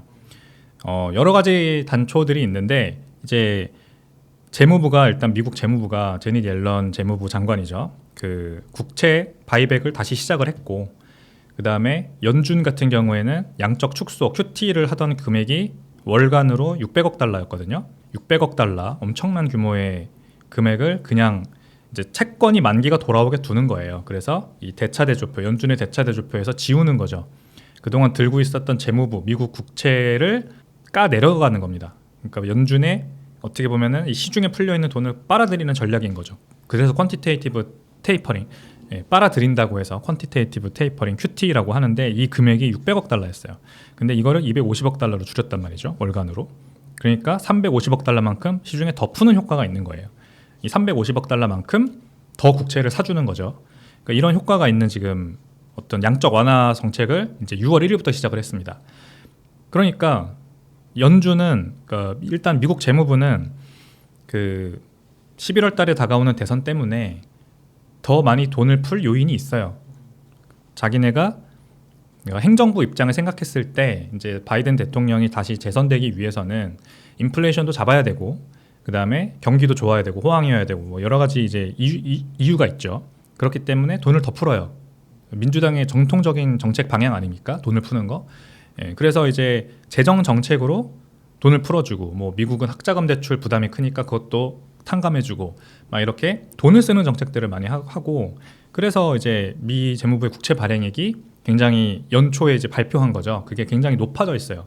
월간으로 계속해서 신규 발행되는 국채 그 금액이 다시 에스컬레이션 하고 있단 말이죠. 근데 이거를 그냥 납뒀는데 연준은 이제 더 이상 사주지 않고 그냥 시장에서 소화되도록 납뒀는데 이제 발행액이 커지니까 연준도 사줘야 되는 상황이 돼요. 그러니까 이제 QT 규모를 줄인 거죠. 그만큼 돈을 찍어내 사줘야 되니까. 근데 연준과 재무부는 원래 이제 아예 그냥 별도의 독립된 결정을 하는 기구로 알려져 있지만 이런 걸 보면 굉장히 밀접하게 연관돼 있다고 볼 수 있어요. 미국이라는 나라가 정치적 논리에 의해서 많이 움직인다. 재정 정책과 통화 정책이. 그러니까 연준이 이제 기준금리 인하 못하고 양적 완화 기준금리 인하 그동안 못했지만 양적 완화 기조로 돌아섰고 결국에는 그러면은 조금만 이제 인플레이션이 잡히는 듯한 모습만 보이면 기준금리 인하 할 수 있는 거죠. 기준금리 인하 할 수 있어요. 인하 안 하더라도 그리고 이미 QT를 줄였고 그 다음에 이 어떤 다른 방법으로 계속해서 양적 완화 기조로 흘러가는 모습을 보이기 때문에 지금 유동성이 많이 풀릴 것 같아요. 저는 기존의 2022년 급격한 금리 인상 단행해서 시중에 이제 유동성이 지금 굉장히 말라 있는데 그래서 약간 저점이라고 봐야 돼요. 유동성 관점에서 보면 시중에 있는 유동성 말라 있는 상태. 심지어 지금 4금융권, 5금융권 사채 시장에도 돈이 없어요. 그래서 막 5부 이자를 준다고 해도 저기 대출이 안 나오고 막 이런데요. 그러니까 완전 시중에 지금 돈이 말라 있는데 기준금리는 안 내려오겠지만 그래도 신규 자금이 풀린다. 국채가 많이 발행되니까. 그러면서 이 돈이 다 이제 어디로 갈지 또 결정을 해야 되겠죠. 그러면은 비트코인 정도 대장주잖아요. 그래도 그 암호화폐 시장에서 대장주고 이런 것들에는 돈이 흘러올 것 같아요. 그래서 저는 알트 불장은 잘 모르겠고 연말까지 비트코인 가격은 그래도 앞으로 연말까지 올라갈 가능성이 저는 크다라고 보아요. 그래서 194B라고 지금 ETF를 이더리움을 기초로 한 ETF가 거래소에 상장될 수 있다. 이거를 승인을 한 거예요. 그래서 이제 미국에 있는 거래소들, CBOE라던가 이런 거래소들과 그리고 거래소들을 사용하는 자산운용사들 이런 곳들이 이제 19B4라고 하는 폼을 먼저 제출을 해서 이게 승인이 된 거죠. 그러면은 이제 남은 거는 증권신고서 S1이라고 합니다. 이 증권신고서는 이제 그 증권 자체 이더리움을 기초로 한 ETF가 어떻게 구성되는지 뭐 어떻게 가격이 이더리움 가격을 따라가는지 뭐 어떤 기능이 있는지 이런 것들이 다 들어가 있는 이제 신고서입니다. 요것도 승인이 돼야 이제 본격적으로 거래가 시작되는 거예요. 비트코인은 반대였어요. 비트코인 ETF는 먼저 S1 폼이 이 자산운용사와 거래소들 간에 왔다 갔다 엄청 하면서 SEC의 승인을 받아놓고 그 다음에 19B4가 승인됐었죠. 이게 이제 상장될 수 있느냐 없느냐를 가지고 다투고 상장될 수 있다라고 하니까 바로 이제 거래가 시작된 겁니다. 근데 이제 이더리움은 이번에 ETF가 승인됐는데 거래가 안 되는 이유가 뭐냐? 이 증권 신고서가 아직 논의가 시작되지 않았거든요. 이제 막 시작됐어요. 그래서 이거는 좀 시간이 걸려요. 이제 이 안에 어떤 게 담기고 어떤 게 빠져야 되는지를 거래소와 자산운용사와 그리고 SEC 간에 계속해서 백앤포스를 해야 되기 때문에 뭐 한 3개월 걸릴 거라고 보는 분도 있고 올해 연말은 돼야 된다고 보는 분도 있고 그렇습니다. 예, 그게 비트코인 ETF와 좀 다른 점이었고 이게 이제 이더리움 ETF를 추진했던 자산운용사들 입장에서는 좀 깜짝 뉴스였어요. 19B 폼을 갑자기 SEC가 승인한 게. 19B 폼을 제출한 자산운용사들이 아무 SEC로부터 응답이 없었거든요. 제출은 해놨는데 뭐 어떻게 해라 이런 응답도 없으니까 뭐 시간 좀 걸리겠구나 이렇게 생각을 하고 있었는데 갑자기 SEC가 이제 월요일이었어요. 월요일 날 이거 수정 제출해라고 한 거죠. 뭘 수정 제출하라고 하냐, 뭐 스테이킹을 빼라 뭐 이러면서 수정 제출을 하라고 하는 건 뭐냐, 내가 승인할 테니까 빨리 이것만 고쳐가지고 다시 내라고 하는 거거든요. 그래서 다시 냈어요. 한 3일 만에 되게 급하게 막 수정해서 냈대요. 그랬더니 바로 다음날 승인된 겁니다. 왜냐면 목요일이 이제 그 승인 데드라인이었거든요. 그러니까 수요일 날 제출하고 다시 제출하고 목요일에 승인된 거예요. 그래서 저는 좀 실망했어요. 예, 역시 실망했다기보다는 역시 이 정치적인 아젠다가 미국을 엄청 움직이는구나. 이 SEC도 결국 독립된 기관이 아니구나라고 생각을 했습니다. 왜? 월요일까지도 SEC가 이더리움 ETF로 승인될 가능성 25%였어요. 블룸버그에 따르면. 그러니까 아무 응답이 없는데 해줄 리가 없다 목요일까지. 근데 월요일에 갑자기 다시 제출해 하더니 목요일에 승인해버렸다? 이거는 분명히 11월 대선을 염두에 두고 민주당이 너무 공화당 대비해서 비트코인은 비관적인 것 같고 억압하는 것 같으니까 이거 이러면 안 된다라고 주문이 있었던 것 같아요. 그러니까 이더리움 ETF 승인해라. 바이든 행정부가 했다라고 할 수 있게. 라고 저는 정치권의 입김이 작용했다고 봅니다. 게리 겐슬러 의장이 SEC의 게리 겐슬러 의장이 그러니까 이더리움에 대해서 이게 증권이냐 아니냐를 명확하게 얘기한 적은 없지만 절대 아니라고 얘기도 안 하거든요. 답변을 계속 피했어요. 청문회 할 때마다. 비트코인에 대해서 명확하게 얘기하는데 SEC 관할이 아니다 이거는. 근데 이더리움은 그래서 증권이냐 어떻게 할 거냐 하면은 지금 뭐 답변하기 곤란하다 이런 식으로 계속 피했단 말이에요. 그러면서 이더리움 ETF, 이더리움 스테이킹 서비스를 제공했던 코인베이스 거래소와 크라켄 거래소는 기소하고 미등록 증권 혐의로 기소하고 뭐 알트코인들도 솔라나 같은 거는 아예 미등록 증권으로 지정을 하고 기소를 해버렸습니다. 그러니까 이제 이런 SEC의 행간의 움직임, 지금까지 움직임들을 보면 이더리움 ETF 승인하는 거는 당연히 이더리움의 증권성 여부가 판별되고 나서 이게 증권이면 그동안 있었던 여러 가지 불법 행위들을 다 기소를 하고 처벌을 하고 나서 ETF를 승인해도 해야 되잖아요. ETF 승인하는 것 자체가 어떻게 보면은 인정한다는 꼴이 돼버리니까. 근데 그게 아니라 뭔가 이유가 있어서 ETF 승인해버렸어요. 입장도 명확하게 안 하고. 그거는 분명히 정치적인 입김이 있었다고 볼 수밖에 없고 그러면은 미국도 뭐 별 수 없구나. 우리나라도 그렇잖아요. 정치적인 아젠다가 모든 논리를 지배해버리는 상황이 너무 많이 발생하는데 미국도 그렇구나 라고 하면서 저는 좀 실망을 했습니다. 거래소에서 이더리움을 사시면 그거는 그냥 아무것도 안 나와요. 이자가 안 나옵니다. 근데 그거를 거래소에서 이 스테이킹 서비스라는 걸 제공을 합니다. 뭐냐면 이더리움 블록체인 자체가 32 이더리움을 밸리데이터라고 하는 검증인들에게 주면 이 사람들이 그 32 이더리움만큼 블록을 검증할 때마다 나오는 이더리움 보상을 나눠주거든요. 그러니까 이자가 나오는 거죠. 이더리움 자체에 그런 기능이 있습니다. 그거를 스테이킹이라고 합니다. 스테이킹 박아놓는다. 여기다가 파킹을 해놓으면 그만큼 제가 이제 얼마를 파킹했냐에 따라서 그 비율만큼 이자가 나오는 거죠. 그리고 이자율은 지금 현재 한 3.5% 정도 됩니다. 연이율 기준. 이더리움으로 주어지는 거죠. 그러니까 이 기능이 있는 거죠. 근데 32 이더리움은 아무래도 너무 많잖아요. 일반 투자자들이 투자하기에는. 그래서 이거를 위임을 하는 사람들, 위임을 받는 사람들이 있습니다. 이거를 이제 뭐 리퀴디티 프로바이더 뭐 이렇게 얘기하기도 하는데 뭐 거래소들, 코인베이스 거래소랑 아까 크라켄 거래소가 기소당했다고 했죠. 이 거래소들이 그 서비스를 제공했거든요.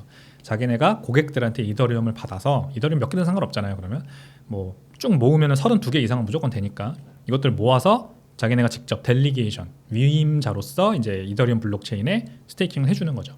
여기서 이제 이자가 나올 거 아닙니까? 이거를 고객들한테 이제 나눠주는 겁니다. 이걸 했던 거예요. 이게 이제 스테이킹 에서 서비스라고 하는데 이거를 이제 이 SEC는 이거 미등록 증권이다. 왜냐면은 이제 그 거래소가 마음대로 했거든요. 거래소가 이제 이자를 받으면 그 이자를 자기네 수수료 떼고 그 다음에 나눠줬고 그 다음에 그 이율도 자기네가 결정했거든요. 계속해서 이제 이더리움 블록체인 나오는 실시간으로 반영한 게 아니라 자기네가 결정을 했습니다. 그래서 이제 이거는 미등록 증권이라고 본 거죠. 그랬습니다. 그래서 스테이킹 기능이 있는데 이더리움이 ETF는 이 기능이 없어요. ETF는 못하게 했어요. 왜냐하면 스테이킹에서 서비스가 증권으로 SEC한테 기소를 받아놓은 상황이니까 SEC도 ETF는 승인하되 도저히 스테이킹까지는 승인을 못하는 겁니다. 그래서 19B4 폼에서 스테이킹 빼라고 한 거고 그래서 자산운용사들이 일단은 ETF 승인이 먼저니까 스테이킹 그래 우리 스테이킹 안 할게 이렇게 한 거예요. 그러니까 이더리움 ETF가 실제로 나와서 거래가 되면 ETF는 스테이킹 기능이 없습니다. 이더리움은 거래소에서 내가 사서 위임자에게 델리게이션 하면 이자가 나오는데 ETF는 그냥 사고 끝인 거죠. 그러니까 이제 ETF는 결국 스테이킹 기능이 없는 이더리움이라고 볼 수 있는 거고, 그러면 이더리움 현물과 제가 봤을 때는 어느 정도 가격 괴리가 발생하지 않을까. 이더리움이 프리미엄을 받는다기보다는 ETF가 디스카운트를 받지 않을까, 현물 대비해서. 그러니까 이더리움 ETF가 나오면은 뭐 얼마나 들어올까를 다들 궁금해하시는데, 저는 비트코인 ETF 처음 나왔을 때 유입량이 한 20% 언더라고 봐요. 홍콩 시장이 지금 한 33% 정도 되더라고요. 홍콩은 이더리움 ETF가 거래가 되고 있거든요. 물론 스테이킹 없고, 현재 비트코인 전체 ETF 시가총액 대비해서 이더리움 ETF 시가총액이 한 33% 정도 되고요. 그 다음에 현물 시가총액, 그냥 전 세계에 있는 비트코인 시가총액 1.3조 달러 정도, 그리고 이더리움이 제가 정확히 기억 안 나는데 계산해봤을 때는 30% 정도 되더라고요. 그러니까 한 이 정도인데, 저기 ETF가 나오면, 미국에서 ETF가 나오면 저는 20% 언더라고 봐요.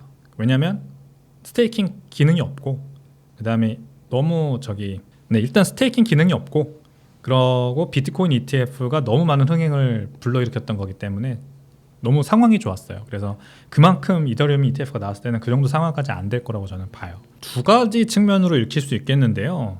저는 가능성이 큰 측면은, 거래소에서 유동성이 빠져나간다는 거는 그만큼 팔 생각이 없는 사람들이 늘어난다는 걸 의미를 하는 거거든요. 그래서 온체인 지표 관점에서 바라봤을 때 거래소 보유량이 줄어드는 거는 호재예요. 그만큼 거래소의 유입량이 는다는 거랑 반대거든요. 거래소의 유입량이 는다는 거는 내가 이제 팔 거니까 사실 유입량이 들어오는 거죠. 거래소에서 거래하기 위해서. 근데 빠져나가는 게 높다는 거는 나 팔 생각 없다는 걸 얘기하는 겁니다. 그러니까 개인 지갑으로 옮겨서 오랫동안 보유할 거야 라는 겁니다. 이거는 호재죠. 두 번째 측면은 이제 ETF 같은 것들로 옮겨가는 거가 될 수 있죠. 비트코인 ETF에 차라리 그냥 여기에 나는 투자할래 라고 하는 사람들이 늘어나서 크라켄 거래소가 필요 없어지는 상황이 되는 겁니다.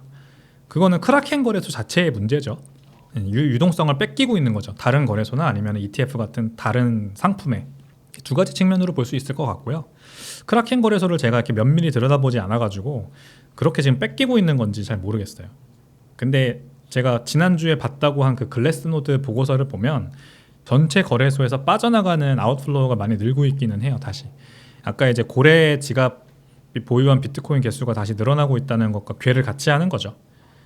거래소에서 비트코인이 많이 빠져나가는 거는 크라켄만이 아니라 지금 전체적으로 통합적으로 봤을 때도 발생하고 있는 현상이라서 이제 상승장을 준비하고 있는 어떤 시그널이 아닌가, 이렇게 저는 읽힙니다. 아주 가능성이 낮다고 생각합니다. 이더리움 현물 ETF는 진짜 정치적인 입김 때문에 작용한 현상인 것 같고요. 그게 다른 알트코인들로 번지기는 어렵다. 이게 이더리움 됐으니까 당연히 돼야 된다, 이렇게 보는 거는 사실 말이 안 됩니다. FIT 21 법안도 얘기했죠. 이제 기준이 생겨요. 미국에서 뭐가 그러면 증권이고 뭐가 아니냐. 그 기준이 생기면은 뭐 이더리움은 어쩌면 패스할 수도 있습니다. 그 가능성이 그래도 있어요. 근데 나머지 알트코인들은 저는 거의 다 증권으로 판명 날 거라고 봅니다. 그런 게 결정되기 전까지는 ETF는 굉장히 가능성이 낮습니다. SEC가 차마 그것까지는 해주지 못할 거예요. 네, 트럼프는 그냥 알트코인들도 다 뭉뚱그려서 암호화폐, 디지털 자산 이러면서 이제 좋아하는 거죠. 그냥 트럼프가 대통령으로 당선이 되면 그냥 암호화폐 시장에는 엄청 좋은 호재가 될 것 같습니다.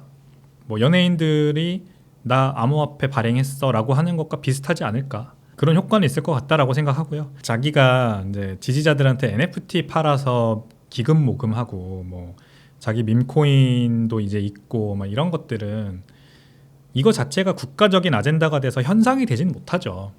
지금 자기가 돈이 필요하잖아요. 얼마 전에 이제 유죄 판결을 받기도 했습니다만 거기에 들어가는 비용이라던가 뭐 이제 대선에 필요한 여러 가지 비용들을 위해서 그런 거를 이용하는 거지. 이 사람이 이제 그리고 또 그 스펙 상장도 했잖아요. 그 트럼프가 만든 모바일 앱 있잖아요. 트루스라고 하는 SNS도 스펙 상장을 통해서 그게 뭐 엄청난 자산을 형성을 했죠. 이런 것들이 다 이제 밈코인이든 NFT든 그런 것 스펙 상장도 그렇고 다 하나의 목적이 있는 겁니다. 근데 이게 그렇다고 해서 반드시 그래서 자기가 이제 대선 기간 동안 알트코인 뭐 NFT 활용했다고 해서 대통령 되면은 NFT도 이제 합법적으로 만들 거고 밈코인도 뭐 진짜 금융상품으로 만들 거고 이거는 사실 말이 안 되는 것 같아요. 이거는 그냥 활용한 거고 이 사람 입장에서는 적극적으로 활용한 거고 이제 대통령이 되면은 뭔가 현실적으로 말이 되는 것들을 먼저 추진을 하겠죠. 그래서 지금 국회에 계류되고 있는 여러 가지 법안들 이 사람이 이제 얘기한 게 있어요. 뭐 FIT 21 법안 상원 통과해야 되잖아요. 그거 일단 잘 추진하도록 만들 거고 그 다음에 그 CBDC 발행 금지 법안 이것도 자기가 공약했습니다. 이거 안 되게 할 거라고. CBDC는 서베일런스 코인이다. 지나치게 자유를 간섭할 거다. 이러면서 안 된다고 했고 이것도 상원이 지금 어떻게 되는지 돼야 되기 때문에 될 거고 그 다음에 SAB 21 SAB 121 미국의 은행들이나 금융기관들이 이제 비트코인을 부채가 아니라 자산으로 담을 수 있는 그러니까 대체대조표에 지금은 부채로 담아야 된다고 SEC가 그거를 얘기했거든요. 그게 SAB 121입니다. 그러면은 금융기관들 입장에서는 고객이 비트코인을 자기한테 맡길 때마다 부채가 늘어나는 거니까 이거는 너무 비용이 커져요. 그만큼 똑같이 자산을 보유해야만 됩니다. 백을 해줘야 되니까. 아니 돈은 부분 지급 준비금 제도로 한 7, 8%만 있어도 다 대출 나갈 수 있게 해주면서 비트코인은 왜 안 돼?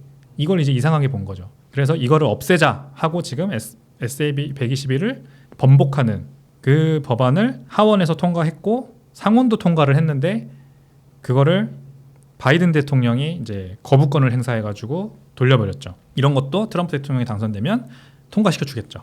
네, 이런 것들이 이제 본격적으로 진행이 될 겁니다. 일단 아직도 전 알아요. 많은 분들이 비트코인으로 돈 벌 기회는 이제 좀 지나갔다고 생각하시는 것 같아요. 그래서 마치 코인 뭐 주식 투자 잘해서 돈 벌면 그거로 부동산 산다라고 하듯이 알트코인으로 돈 열심히 일단 벌고 그다음 비트코인으로 바꿔놓겠다라고 하시는 분들 진짜 많아요. 제 주변에 많은데 저는 이렇게 해봤고 이렇게 한 사람들도 많이 보는데 성공한 사람들을 잘 못 봤거든요. 비트코인으로 못 바꿔요. 일단 알트코인으로 돈 벌잖아요. 그러면은 계속해서 알트코인에 재투자하지 비트코인으로 잘 못 바꿉니다. 그게 첫 번째고 그 다음에 비트코인으로 바꿔도 그걸 또 팔고 알트코인으로 또 가세요. 비트코인도 결국 가격 떨어지면은 이제 막 힘들거든요. 그럼 만회하려고 막 한단 말이에요. 그래서 알트코인으로 가기도 하고 뭐 다른 이상한 뭐 투자 상품으로 가기도 하고 막 이러면서 결국 그 돈 다 까먹어요. 저는 돈은 파동이라고 생각합니다. 우리도 뇌에도 파동이 있어요. 그래서 양자역학은 이 원자가 파동이자 입자의 성질을 가지기 때문에 이 파동이 강하게 세게 치면은 칠수록 그 영향력이 커지고 그 다음에 존재의 가치가 커지는 거거든요. 우리도 다 원자로 만들어진 그래서 전자를 가지고 있는 생물이잖아요. 돈도 마찬가지라고 생각합니다. 그래서 돈의 액수가 커지면 커질수록 파동이 커지고 그 파동을 받으려면 나라는 사람의 파동이 커져야 돼요.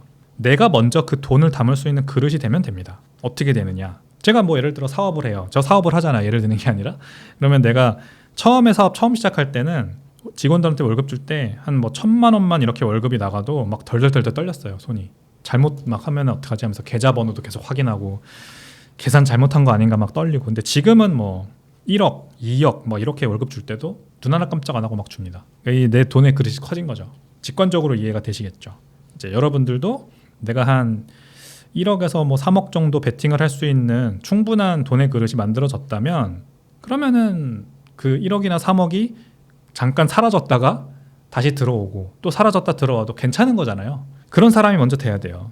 그냥 일단 알트코인부터 투자해서 돈 벌고 그걸로 비트코인 메꾸겠다 이런 식으로 가면 절대 이렇게 못 갑니다. 알트코인으로 하다가 조금만 돈 잃으면 큰일 났다 하면서 더 무리하게 되고 큰일 났다 하면서 막 더 무리하게 되고 레버리지 쓰게 되고 그러다가 다 털어먹고 어쩌다가 돈 벌어도 알트코인으로 돈 벌 수 있죠. 운이 좋으면 돈 벌 수 있어요. 한 5억 벌었어요. 그 5억이 과연 지켜지느냐? 안 지켜져요. 5억으로 알트코인으로 5억 돈 벌어 그거 비트코인으로 딱 바꿔가지고 그때부터 아무것도 안 하고 가만히 있는다고요? 아유 절대 못합니다. 그렇게 한 사람 못 봤어요. 또 막 손이 간질간질합니다. 그러다 비트코인 가격 내려가면은 이제 똑같은 행동하게 되고 아니면은 뭔가 심심하니까 더 벌어봐야겠다 막 이러다가 또 무리하다가 다 잃고 이렇게 하지 말자는 거죠. 이렇게 하지 말아야 되니까 일단 비트코인으로 차곡차곡 모으세요. 그러다가 그 비트코인 가격도 떨어지고 뭐 그러면은 이제 미시련이긴 하지만 아무튼 손실이 막 몇십 %씩 발생할 때도 있을 거예요. 그때 지켜야죠. 그때 지키고 더 사야 됩니다. 그렇게 조금씩 개수를 늘려나가면서 내가 한 20% 30% 폭락에도 버틸 수 있는 사람이 되고 나면 그때는 뭐 비트코인으로 조금 뭐 스페큘레이션도 해보고 예를 들어 레버리지도 좀 태워보고 아니면 비트코인으로 뭐 대출 받은 걸로 비트코인도 사보고 막 이렇게 할 수 있는 거죠. 그러면 뭐 그때부터 알트코인도 내가 좀 뭐라 그럴까 포트폴리오 다변화를 한다고 하면서 좀 위험하게 투자도 해보고 예를 들어 지금 이제 예를 들어 비트코인 가격이 이제 많이 오를 거니까 알트코인 불장이 온다라고 정말 믿으시면 제가 말씀드린 이런 그릇을 가진 사람이 되면요 왜 안 돼요? 투자할 수 있죠. NFT 뭐 BAYC 같은 게 또 나올 것 같다 해서 막 1억으로 2억으로 올라갈 것 같으면 이거 그냥 지금 똥값을 때 사면 되죠. 그거 하지 말라는 얘기가 아니에요. 투자를 잘 하시는 분들은 그렇게 그릇을 먼저 키운 다음에 그런 거를 과감하게 베팅하기 때문에 괜찮은 거고 돈을 버는 거거든요. 그래서 거꾸로 생각하시면 안 돼요. 지금 뭐 알트코인으로 지금 막 하다가 비트코인으로 바꾼다? 이거는 먼저 파동의 크기를 키울 수 있는 그 연습부터 하시고 그 다음에 충분한 돈 담을 수 있는 그릇을 갖추시고 그 다음에 위험한 투자를 하셨으면 좋겠다 말씀을 드립니다.